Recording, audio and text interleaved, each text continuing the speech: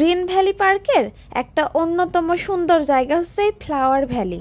বিশেষ করে শীতকালে যে এখানে এত ফুল ফুটে যা দেখতে অত্যন্ত সুন্দর আর মনোমুগ্ধকর। এই ফ্লাওয়ার ভ্যালির ভিতরে ঢুকলেই আপনার প্রথমেই চোখে পড়বে এরকম একটা ভালোবাসার প্রতিচ্ছবি লাভের গাছ। তার পাশেই সুন্দর করে লেখা আছে I love green valley park.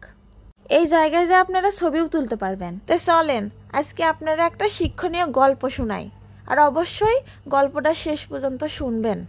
সাল গণনা শুরু হওয়ার 300 বছর আগের ঘটনা। পৃথিবীতে এক বিরাট মাপের রাজা ছিল।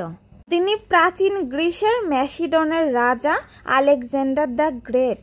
তার মৃত্যুর কয়েকদিন আগে তার সেনাপতি ডাইকি কইল যে আমার মৃত্যুর পর এই 3টি কাজ তুমি অবশ্যই করবে। তার সেনাপতি কইল হুজুর কি কি কাজ করতে হবে আমাকে আদেশ দেন। তখন আলেকজান্ডার দ্য গ্রেট কইল আমি মরে গেলে আমার লাশবাহী কফিন আমার ডাক্তাররা ছাড়া যেন আর কেউ না বহন করে।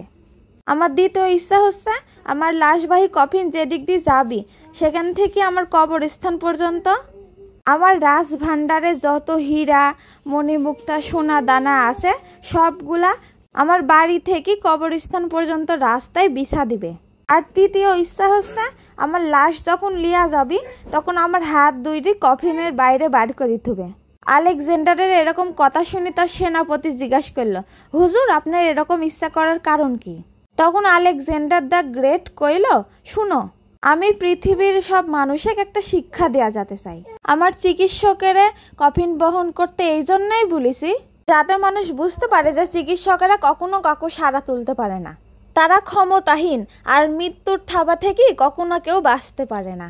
আর কবরস্থানের পথে সোনা দানা ছড়াতে কইছিলাম এই জন্যেই যে কারণ মানুষকে আমি এটাই বুঝাতে চাই যে সোনার একটা কোনাও আমার সাথে যাবি না। আমি সারা জীবন যেগুলা পাওয়ার জন্য এত কষ্ট করেছি শেষ বেলায় কিছুই সাথে লিয়া যেতে পারতেছি নি। মানুষ বুঝুক যে ধন সম্পত্তির পিছনে ছুটাছুটি খালি সময়ের অপচয় মাত্র। আর কফিনের বাইরে হাত দিয়া রাখতে কইছিলাম এই কারণেই যাতে মানুষ দেখতে পায় আমি আলেকজান্ডার দ্য গ্রেট অর্ধ পৃথিবীর রাজা আজকে খালি হাতে চলে যাচ্ছি, আমার এত ধন সম্পত্তি কিছুই লিয়া যেতে পারতেছি নি, শেষমেশ খালি হাতেই বিদায় নিতে হচ্ছে আমাক। তে আসলে এই ঘটনা থেকে আমরা এই শিক্ষাটাই পাইলাম পৃথিবীর বুকে আমাদের যত যাই থাকুক না কে আমরা কিছুই সাথে লিয়া যেতে পারবো না। আর আমার এই গল্পটা কিরকম লাগলো অবশ্যই কিন্তু কমেন্ট করে জানাবেন। এটি হচ্ছে ফ্লাওয়ার ভ্যালির ভিতর থেকে বারানির রাস্তা একটা ড্রাগনের পেটের মধ্যে দেয়া। ড্রাগনের পেটের দেওয়ালে আবার সালপাল প্রেমিক প্রেমিকারা সব নাম লিখে থুইছে। তে আপনারাও কেডা কেডাই নাম লেখার দলে আছেন অবশ্যই কমেন্ট করবেন। তারপর অবশেষে ফ্লাওয়ার ভ্যালি মানে ড্রাগনের পেট থেকে আমরা বাইর হইলাম। তারপর দেখতে পাইলাম যে গ্রিন ভ্যালি পার্কের রাইড, যার মধ্যে একটা সরাসরি অ্যাক্সিডেন্ট দেখতে পাইলাম আমরা। আর এই রাইডটা ছোট বাচ্চাদের থেকে বড় মানুষকে বেশি দেখা যায়। আর পার্কের এই সাইডটা নাগরদোলা ছাড়াও বিভিন্ন রাইড আছে। গ্রিন ভ্যালি পার্কে এসে বিভিন্ন রাইডে না চললে পার্কের আসল মজাই উপভোগ করতে পারবেন না।